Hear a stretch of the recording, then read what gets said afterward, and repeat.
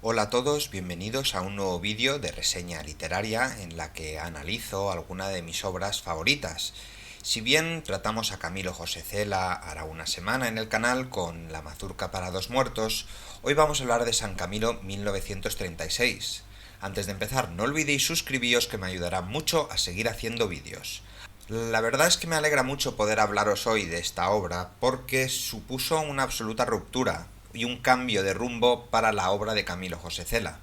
Si bien antes había cultivado el estilo directo y la división de párrafos tradicional propia de la novela, Camilo José Cela en esta obra empieza lo que viene a ser un experimentalismo literario, que mantuvo hasta el final de su obra.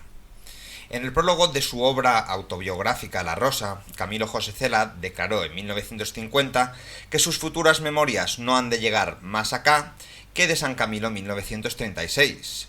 Sobre la guerra civil escribiré mi novela, si Dios me da la vida, dentro de 15 o 20 años, afirmó el autor. Y, como no podía ser de otra manera, Cela cumplió su palabra con la publicación en 1969 de Vísperas, Festividad y Octava de San Camilo del año 1936 en Madrid. Y como todas las obras experimentales que surgen, que rompen un modelo o imponen algo nuevo, produjo una división de crítica bastante amplia. Por un lado, había gente que elogiaban el rechazo de la novela a la historia y a la idiocracia, a favor de una intrahistoria que refleje la experiencia individual. Otros, sin embargo, criticaron a Cela por sacrificar la perspectiva global y negarse a esclarecer lecciones de historia tan necesarias. Puntos de vista tan divergente nos va a servir como base para el vídeo de hoy. El tema de San Camilo parece ser un hecho histórico, el estallido de la Guerra Civil Española. Sin embargo, será mejor pensar que se trata de la experiencia personal de ese evento a diferencia del evento en sí.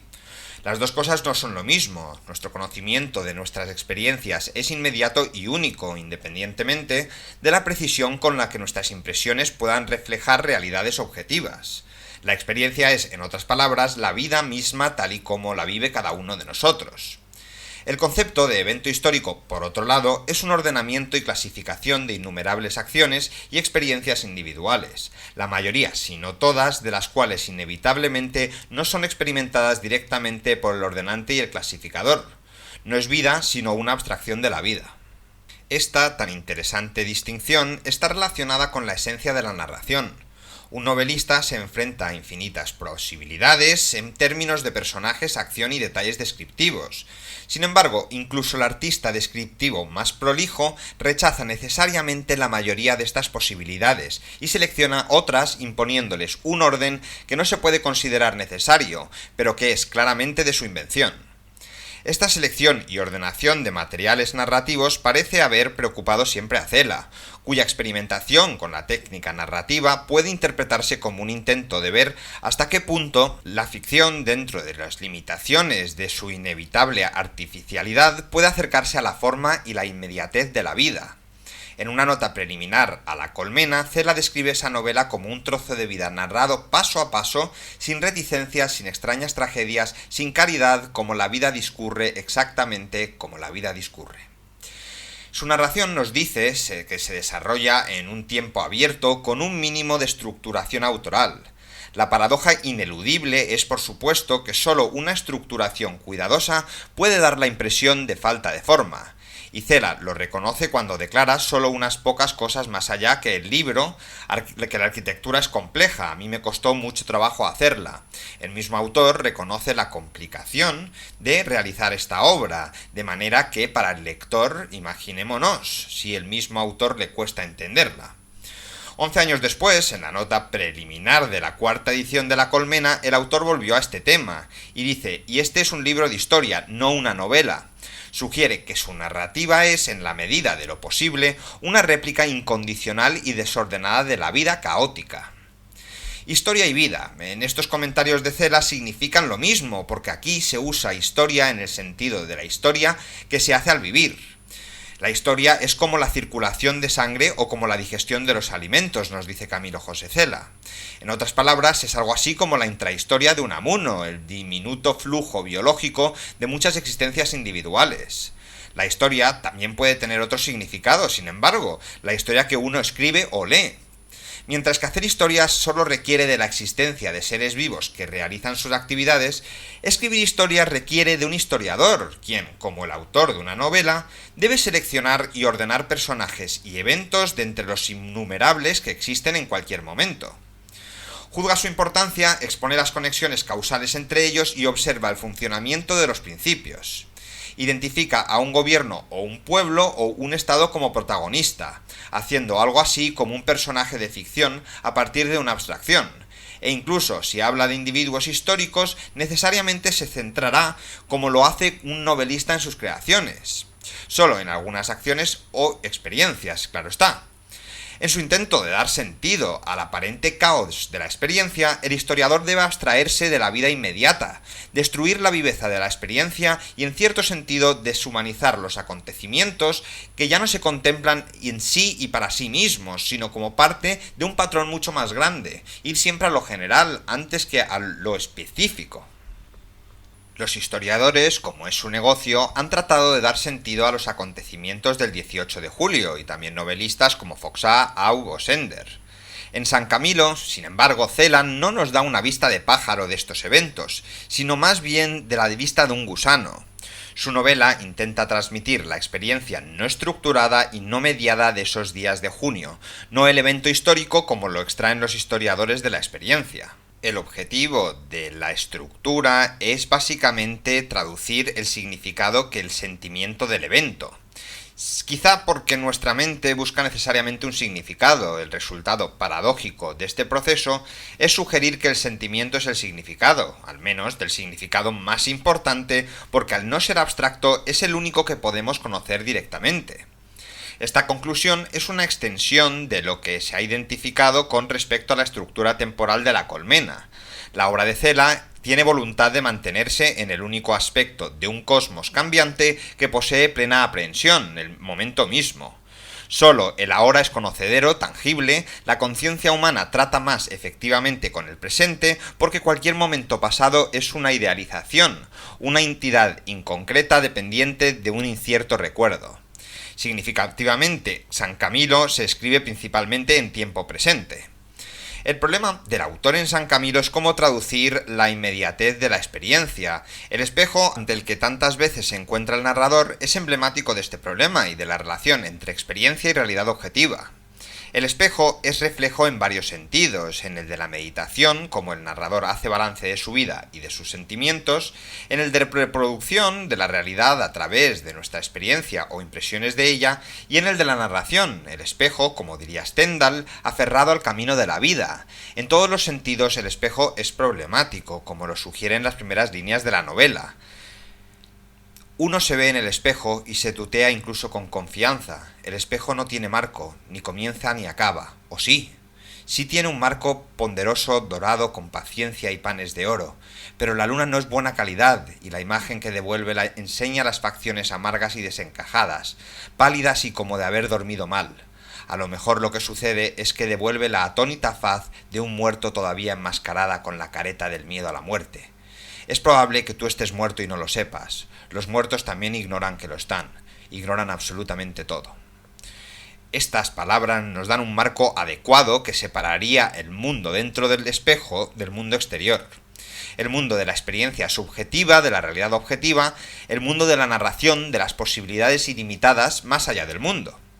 En San Camilo, sin embargo, tanto el marco como el espejo son problemáticos. Es posible que el marco no exista, ya que dicen que el espejo no tiene marco en un principio, por lo que el narrador puede ser incapaz de distinguir entre un mundo y otro, o por el contrario, el marco parece ser demasiado aparente, cuidadosamente elaborado por el artesano, cuyo trabajo es realizar esta separación, el narrador o el historiador, mientras que el vidrio puede ser incapaz de reflejar con precisión la realidad.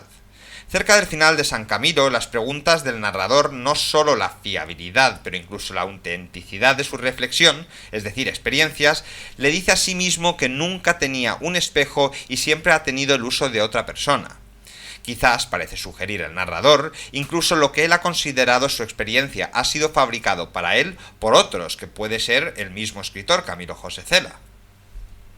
Bueno, y estoy seguro que ya habréis visto que el espejo es un patrón muy recurrente en esta novela, porque también sirve para duplicar al narrador en el yo hablante implícito y el tú hablado. En el espejo ve el narrador ese otro que es él y no él al mismo tiempo, una imagen que tiene los mismos rasgos que él, pero dispuesta en orden diametralmente opuesto. Este juego de imágenes es especialmente apropiado para un tema como la guerra civil, así como a escala nacional, gente de la misma raza y lengua. Esta interacción y la identidad del último yo se aclara en la página 118, en la que podemos leer: aquí no vale cerrar los ojos, eso es la Cuaresma y esto es un carnaval. Carnaval de sangre, que todos llevamos puestos una máscara con salpicaduras de sangre propia o ajena. Bien mirado es lo mismo, lo malo es la sangre que se derrama fuera de sus cauces y va perdiendo su color y su velocidad. Yo soy un asesino o un asesinado, poco importa, lo malo es el plural. Nosotros somos unos asesinos o unos asesinados, vosotros sois unos asesinos o unos asesinados, ellos son unos asesinos o unos asesinados. El carnaval, del que nos habla Camilo José Cela, no está aquí simplemente para fingir y jugar, sino es un ritual orgiástico que el autor presenta como una amenaza, como lo hace con otros rituales. Cela sugiere que derramar la sangre de otro hombre es equivalente a derramar la propia, cuando yo y tú y nosotros y ellos, en última instancia, somos lo mismo. Lejos de ser una metáfora irresponsable, este pasaje captura la terrible conmoción de la guerra civil cuando los hombres matan a quienes son, como la mayoría, en ciertos sentidos a sí mismos. El narrador yo y tú puede ser una cosa, pero también podría ser otra. Esta indecisión y ambigüedad, que es a la vez inclusiva, refleja las meditaciones del narrador sobre el asalto al cuartel de la montaña. Se lee así: ¿tú estás en la Plaza de España durante el asalto al cuartel? Dilo, no tengas miedo. ¿Tú estás a la parte de fuera vestido con el mono de las milicias y con el fusil dispuesto pero sin dotación de bombas de mano? Tampoco tienes municiones en abundancia, ni entusiasmo, ni demasiada alegría. No temas confesar la verdad. Tú estás dentro de los muros del cuartel, vestido de soldado, aunque sin insignias y con el fusil dispuesto. No tienes bombas de mano y la munición te escasea. No tienes un desmedido entusiasmo ni demasiada alegría. No temas confesar la verdad. El estilo repetitivo que tanto le gusta a Cela sugiere aquí la similitud espejada de los lados opuestos, ya que se reflejan, al menos potencialmente, en el narrador proteico. Tal impresión llevaron a muchos críticos a declarar que, dado que las percepciones narrativas se imponen al lector como datos fiables, sería deseable cierta seguridad de la que narra con tanta audacia no está obsesionada ni excesivamente neurótica. Es una novela pulcramente empaquetada, un pseudohistoriador podría ordenar e interpretar eventos para nosotros, pero el narrador de Cela está totalmente obsesionado con su propia sexualidad y su neurotismo, que lo podemos observar en los cantos de sirena del heroísmo y su miedo e incapacidad para actuar. Lo único confiable acerca de sus percepciones es que las percibe a través de su simbolismo del espejo. La novela sugiere repetidamente que el observador y el medio de su observación están irremediablemente distorsionados y cambiados. El narrador existe no solo para dar datos fiables, sino para transmitir sus percepciones falibles y distorsionadas, que es para él como es el caso de cada uno de nosotros. Son el único conocimiento inmediatamente accesible.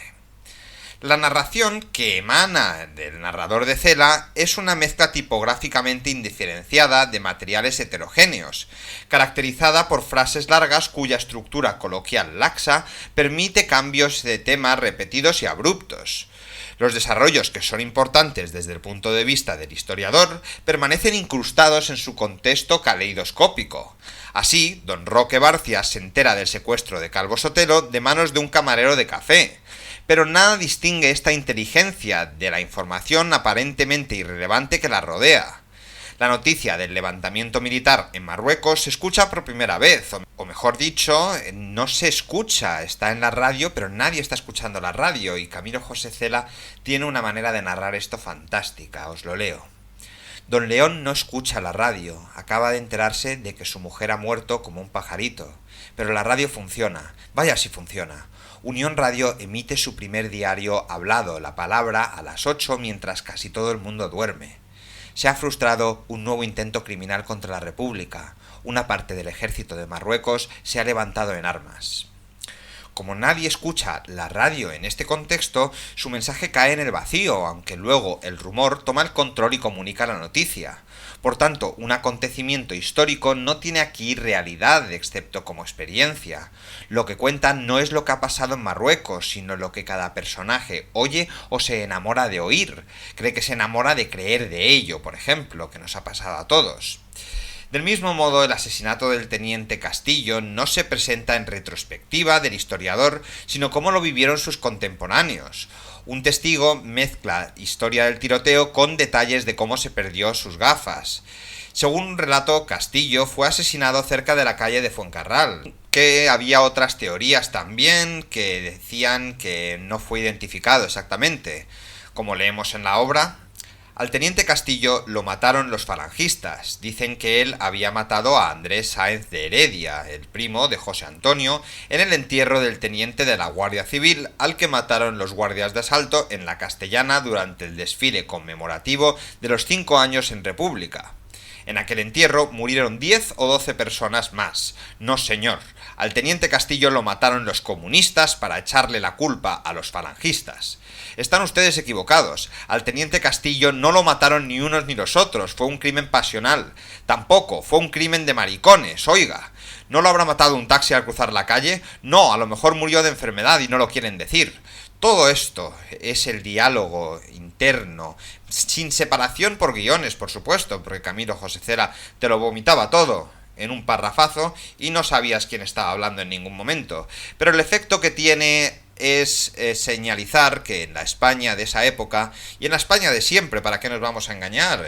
Los mentideros eran sitios donde la gente comentaba lo que estaba sucediendo en Palacio, y de la versión oficial a la versión de los mentideros normalmente había un trecho. Lo que pasa es que de vez en cuando acertaban alguna.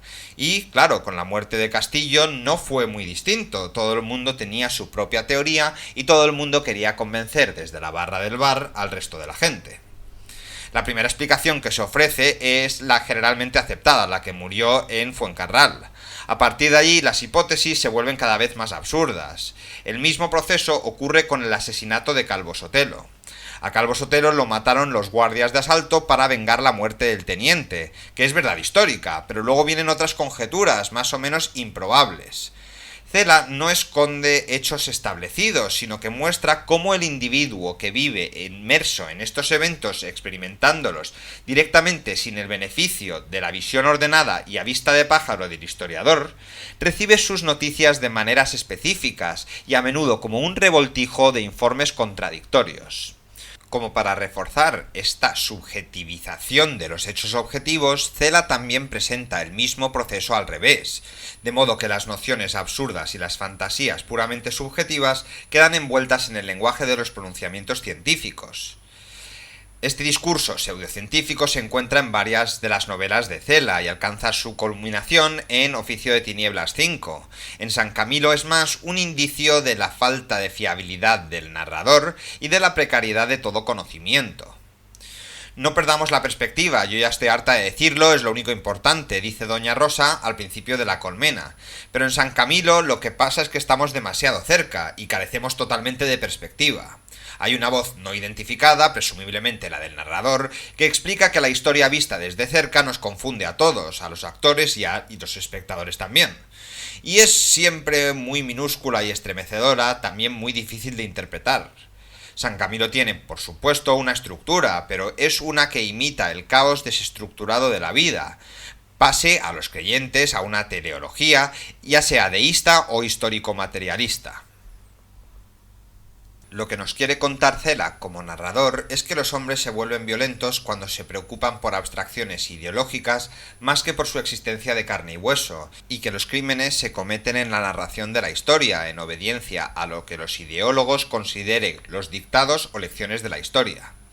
Los símbolos, mitos y rituales, el engendro de una historia abstraída de la experiencia, son peligrosos, ya que el mundo no se arregla porque a la gente le gusta desfilar con su insignia o con su banderita en la solapa, lo único que cambian son las insignias y las banderitas.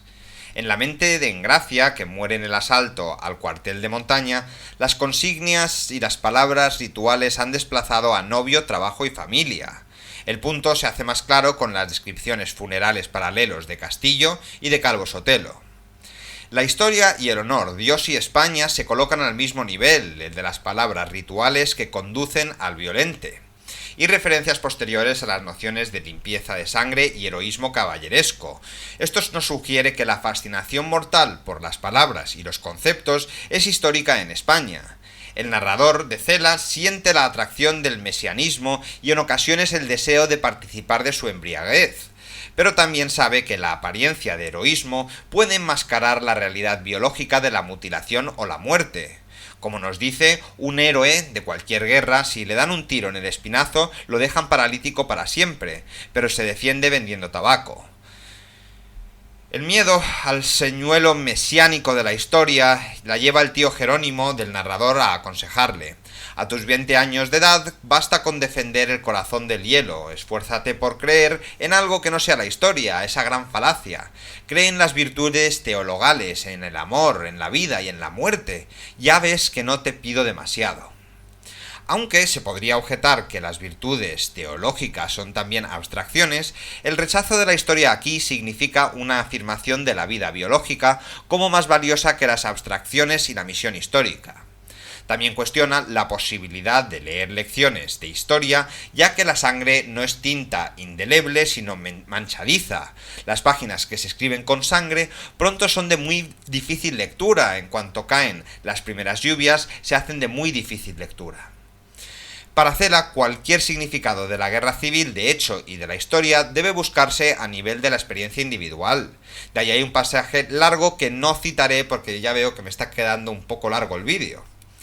Para quejarse, como lo hacen muchos críticos, de que muchos pasajes no tienen la calidad o implicación moral de diferentes muertes, para aclarar sus causas fisiológicas, sociales y económicas, y por tanto se reduce todo a una monotonía banal y repetitiva, en la opinión de muchos críticos, y que pierde todo el sentido de la obra, ya que los personajes comparten espacio, un tiempo, una humanidad, un destino y una muerte.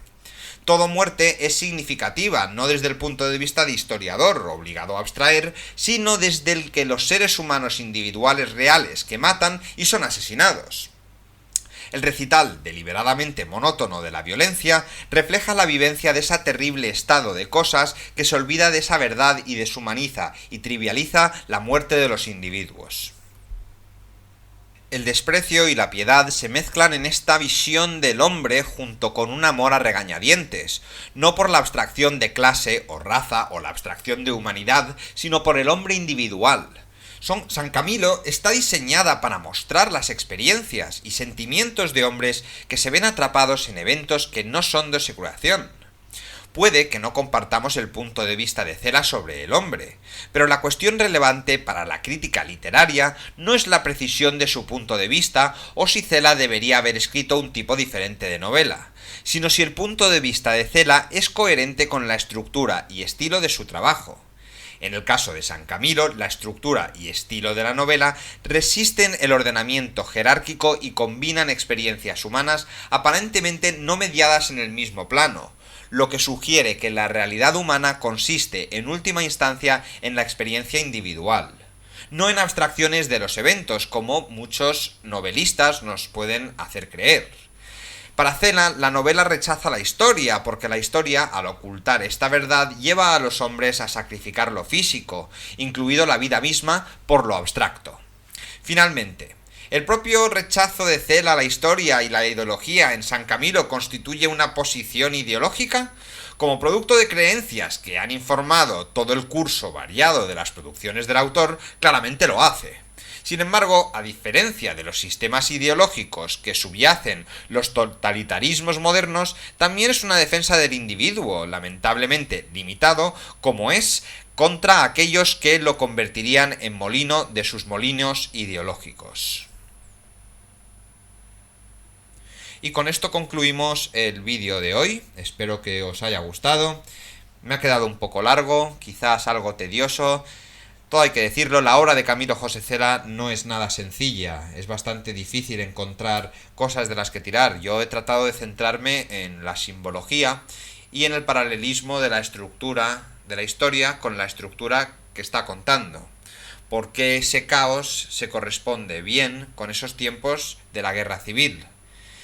Pues esto quería contaros. Si tenéis algún comentario o alguna sugerencia, me lo ponéis.